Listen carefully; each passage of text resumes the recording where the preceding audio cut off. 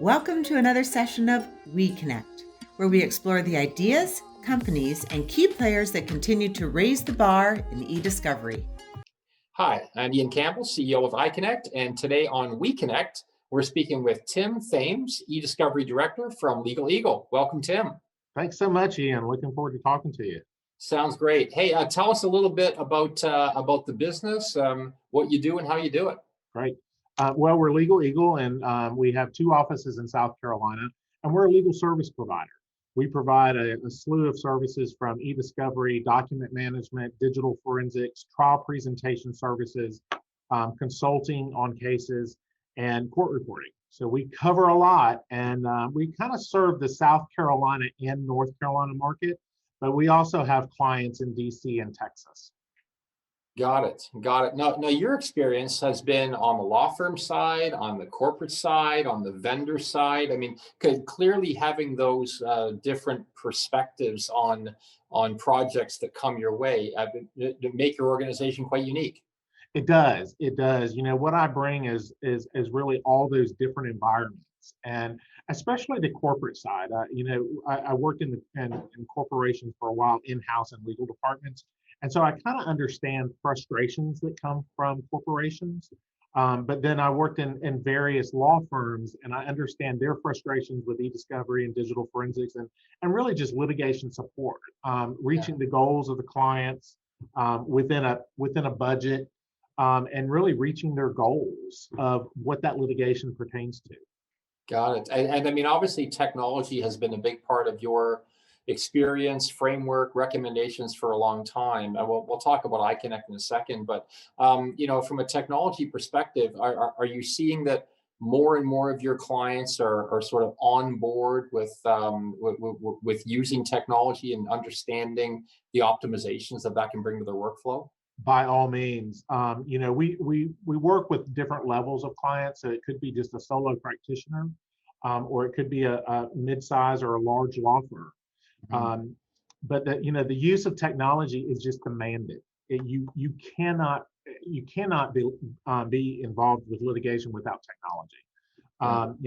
We also do digital forensics, and the forensic side is just bringing this wave of data. The volume is not going down. The volume just continues to rise. And because of that, you have to have technology in place to cull down, review in an efficient manner and workflow to find those documents and that evidence that's involved in your case. And so what I've seen, especially I would say almost over the last 5 years, is that it's the technology is now in the smaller firms where they may have been in a paper world, or they have just maybe struggling for the last few years.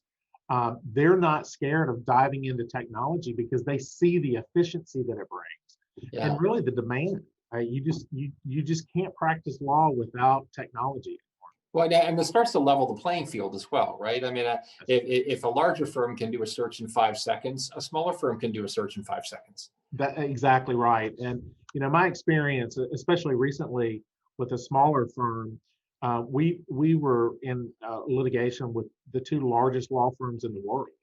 And what we were able to leverage with technology is locating documents that the other side didn't even know they had produced. Wow. And so, doing a search in 5 seconds to find a document for depositions, instead of maybe scrolling through servers and looking at PDFs all day and printing out stuff, is just huge. And that's kind of, I enjoy that side of showing how technology and how review platforms can just make you bring you up to par with the larger firms. And speaking of review platforms, you recently adopted iConnect as one of the technologies that you can bring to your clients. Any high-level thoughts as to what you can now expand your portfolio of offerings with? Sure. One reason I wanted to build a relationship with iConnect, I had some past experience with iConnect when I was in the government sector, and always loved the tool and really the enhancements of the tool.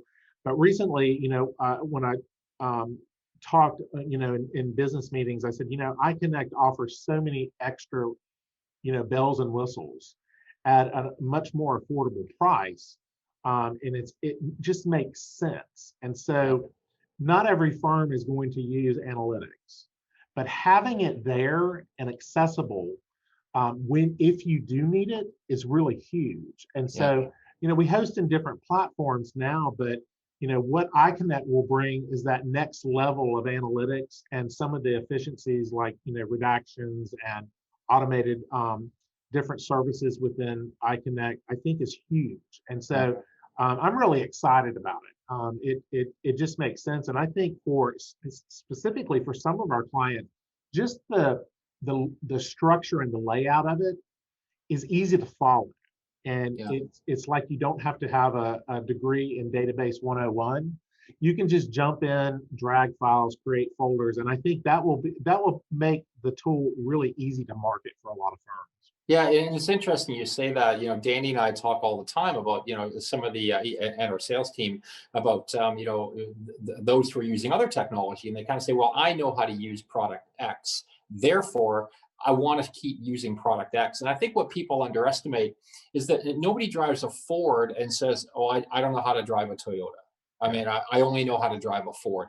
I think the basics of eDiscovery, search, sort, organize, print, production, tag, folder, redact, those are kind of standard across virtually every platform. And I think introducing something that has the power of iConnect to their workflow is probably not as intimidating for people as they think it might be. That's right. No, you're exactly right. And that's what we find with a lot of our clients. They've used different products for years, and it's just I like to have multiple tools in my tool belt because every client's very unique. Every project, every litigation is unique, and so just having different tools. But at the end of the day, it's a database, and you're essentially performing those same functions. So I totally agree. I love the analogy of a Ford. That makes complete sense. I'm going to use that.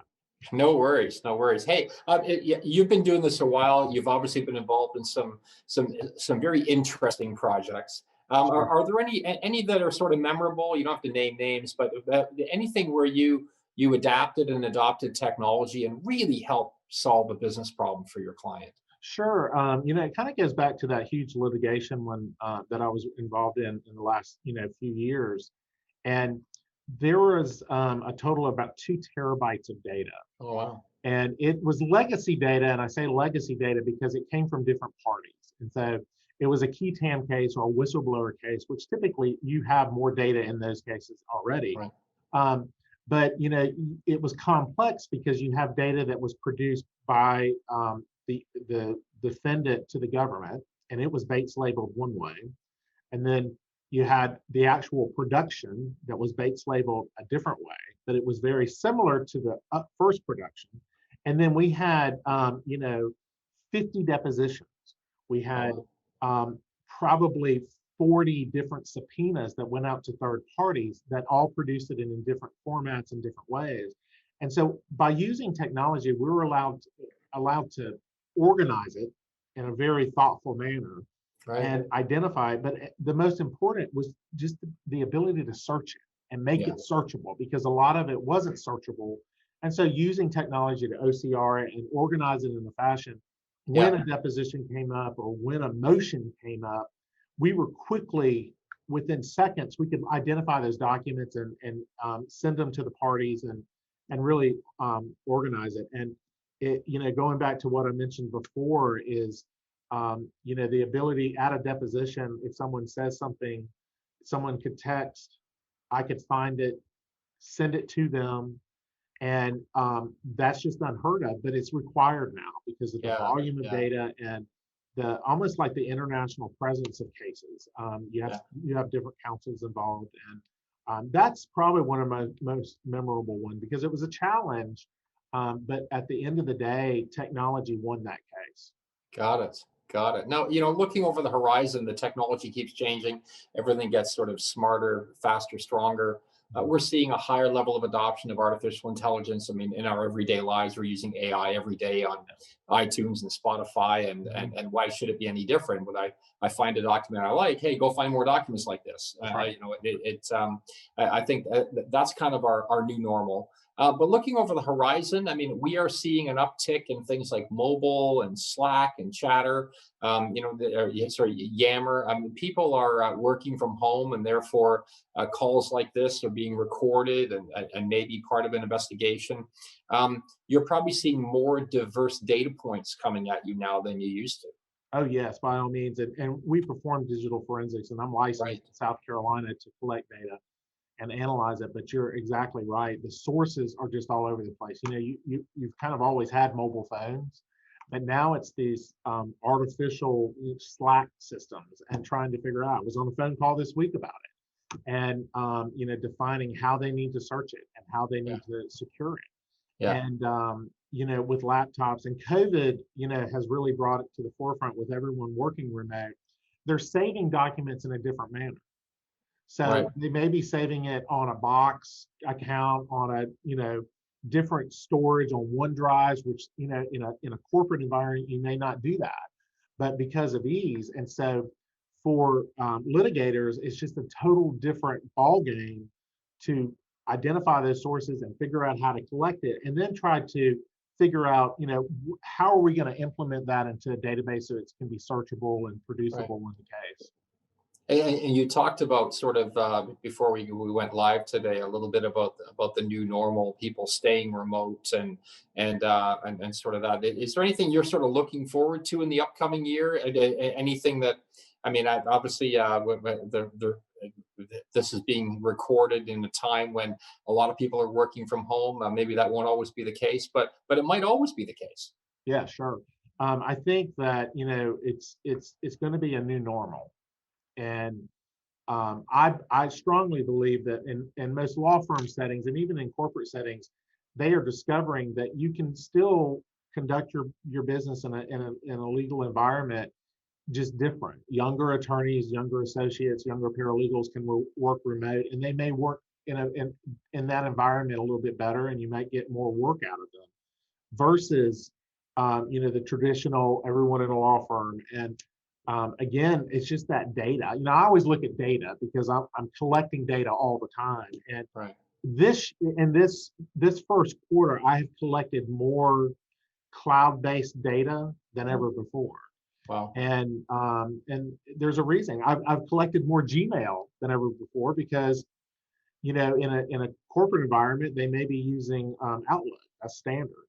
Right. But they may be using their Gmail because it's just easier for them to access, and they're sharing information and blending that whole personal versus corporate scenario. And we're having to collect more data, which means you have to load more data, and it's just a trickle down effect. Got it. Got it. Well, it sounds like you're keeping busy. It sounds like there's more work over the horizon. How can people keep tabs on what Legal Eagle is up to? Well, we're on social media. We have a strong presence with that. On our website, we keep an event log, and so we are constantly doing free demos and free CLEs on current topics. I lead most of that, but one of the strongest principles that I have is sharing education, because if you have knowledge, knowledge is power. And so, from attorneys and paralegals and any type of legal professional, participating in a webinar or a Zoom call or Zoom meeting for 30 to 45 minutes, you might learn one thing, and that's more than you knew before. Right. And so we are strong advocates of education, and we support local and national areas. And something on a personal note, I'm writing a book on eDiscovery and digital forensics, and it's really a manual for the South Carolina bar. Wow. And I think that's another opportunity that it will bring, just more education and just a useful manual for attorneys to flip and look at an exhibit and say, oh, okay, yeah, this is what I need to do. So I'm looking forward to that. And this year, I should be finishing up by the third quarter, and look forward to start marketing that and supporting everyone in the business. That sounds great. Well, today we've been talking with Tim Thames, eDiscovery Director from Legal Eagle. Thank you, Tim, for joining us today on weCONECT. All right. Thanks so much, Ian. Thanks. Bye. weCONECT, brought to you by iConnect, making information accessible.